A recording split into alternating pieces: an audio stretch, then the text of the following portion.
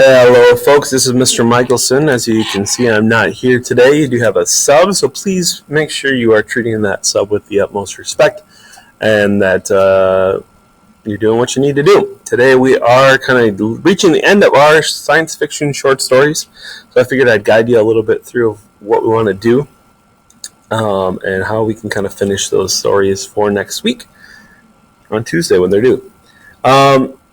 Make sure you have your writer's notebooks today, so if people don't have that, you can pause the video real quick, and we'll get to something in just a second.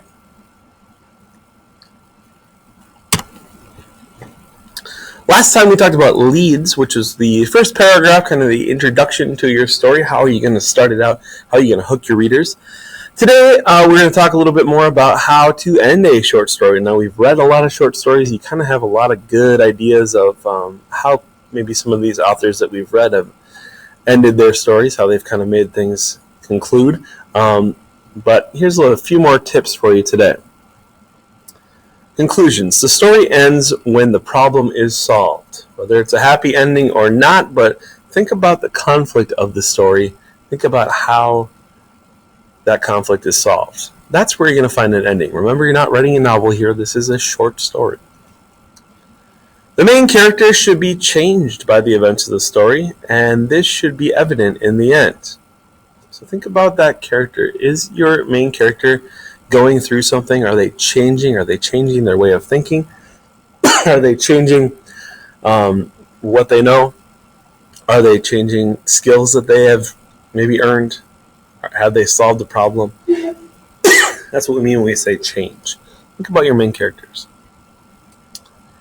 Endings are hard, but they don't have just one character. But don't just have one character wake up from a dream or randomly die. Don't have like the gods come down and descend upon the characters and destroy everything. You want to avoid cliche endings like that. You want to avoid real just out of the blue nowhere endings. Those are external solutions to a conflict, and really it makes the story that you had pretty unimportant. You want to make sure that your ending really fits with your story, has something to do. Your readers have gotten to the end of your story, so you need to at least sort of reward them for getting there with giving them an ending that fits the story, that involves what's been happening in the story. Don't just make something random to end it. Going on here, to find a resolution, you want to find that solution to the conflict. In short fiction, it's difficult to provide a complete resolution, and you often need to just show that characters are beginning to change in some way, or starting to see things differently, or some sort of change needs to occur, but maybe you can just end it where there's almost just a hint that something's changing, that something's occurring. That might be a good suggestion here for you. Again, you're not writing several chapters of a novel here. It's a short story, so just suggesting that something's changing, that the tide is turning, is good enough, I think, for your readers. Maybe even leaves them questioning a little bit. It's not a bad thing to do. You could leave it open. Readers might even determine the meaning for themselves. A few other suggestions here. Brendan's eyes looked away from the priest and up at the mountains. Who knows what that's all about? What is he seeing when he's looking at the mountains? So leave it open. Let readers decide what happens. Resolve, maybe there's a clear-cut outcome. While John watched in despair, Helen loaded up the car with her belongings, then drove away. All right, clear-cut outcome. Helen is out of there. John's left to his own devices, I guess, in despair. We see a clear-cut kind of a break in a relationship here with this sort of ending. It's resolved. Parallel to the beginning. This is another suggestion maybe for your ending. Maybe you'd like to have your ending be similar to your beginning. Maybe it's a parallel situation, or maybe there's a certain image that you see that you saw at the beginning of the story. That's another way that maybe you could just kind of wrap things up and bring it full circle. Here's an example of that. They were driving their 1964 Chevrolet Impala down the highway while the wind blew through their hair. Maybe that's how the story began. Maybe even with that same line. So, parallel to beginning, not a bad way to end something on a good note. And there's there's another one. So you got the beginning here and the end, I guess. That Chevrolet Impala being the theme or the image. A monologue. Maybe characters are commenting. Maybe you haven't heard a word from the characters. Maybe this is something that they're saying towards the end, and we finally get to hear a character speak and hear what he or she thinks about what's happened in the story. Maybe it's even like a diary entry or something that you end on. I don't know. It's up to you. But maybe just end with character comments. I wish Tom could have known Sister Dalbuck's prickly guidance before the dust devils of Sin City battered his soul. I don't know what's going on in this story, but I do know that this is a comment from a character. Kind of almost some judgment here. You know you got to include dialogue in your story. You know how to write dialogue now. And ideally, I'd like to see some of that dialogue in the first few pages so I can quickly grade your paper and then sit back and enjoy the rest of it. I don't want to be grading the whole time. But again, you know how to write dialogue. It's a good way to perhaps end your story with a conversation.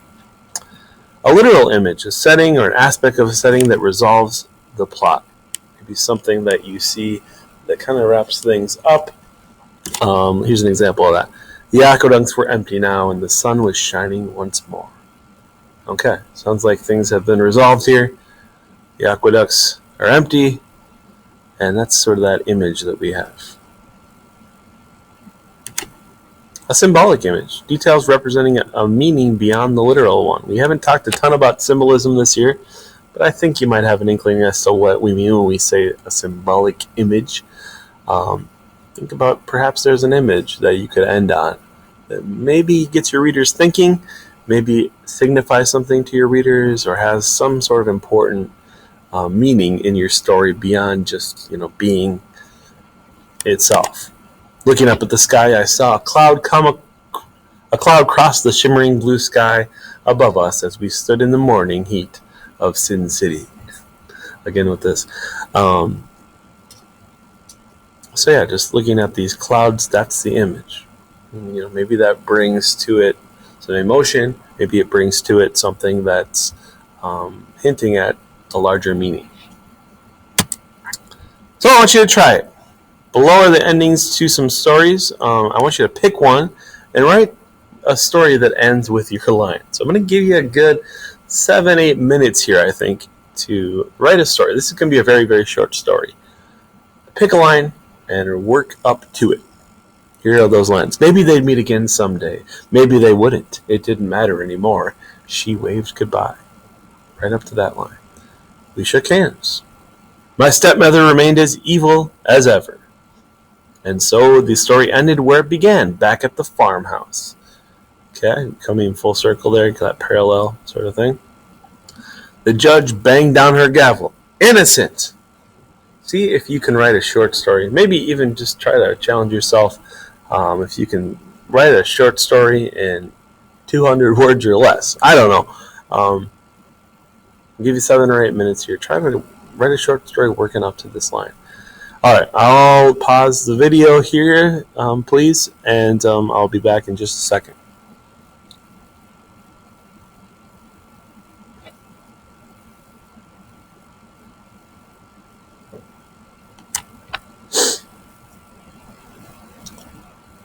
Okay, you can unpause the video, or you already have. You should put your writer's notebooks back at some point, if you haven't already done so right now. And we want to today work on finishing your writing. But if you are finished writing, this is now an opportunity to do some editing, to do some revision with some peers. So what I would suggest to you is to somehow get your story in front of somebody else who has also finished their story, who's ready to move on. And I want you to edit it. You saw the rubric last class. Hopefully you still have that rubric. The ideas for editing and organization is what we're going to get over here. So I want you to, first of all, as you're reading someone else's story, editing for ideas and organization, look at the setting. Highlight the setting in yellow. Actually, you don't necessarily need to do much of this highlighting, but make sure they have a setting. Make sure that you can